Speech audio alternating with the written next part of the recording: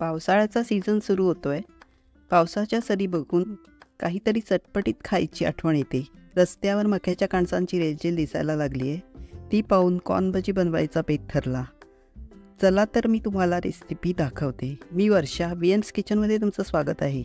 तर पहिले एका पातेल्यात 1 वाटी मक्याचे दाणे उकडून घेतले.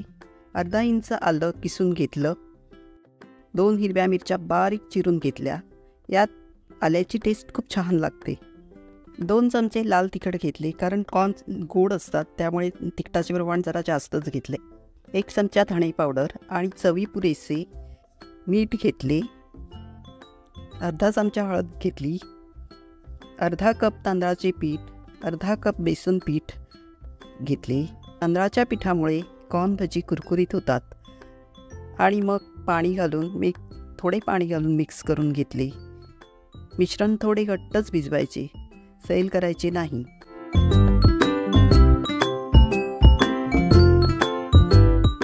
कढईमध्ये तेल गरम केल्यावर गॅस फ्लेम बारीक ते मध्यम ठेवून भजी तेलात सोडून दोन्ही बाजूनी परतवून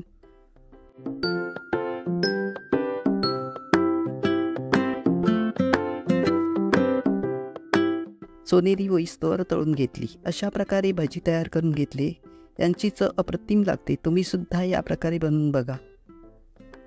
व्हिडिओ बघितल्याबद्दल धन्यवाद. व्हिडिओ आवडला तर लाईक आणि सबस्क्राईब करा. आणि नेक्स्ट काय ट्राय करू कमेंटमध्ये सांगा.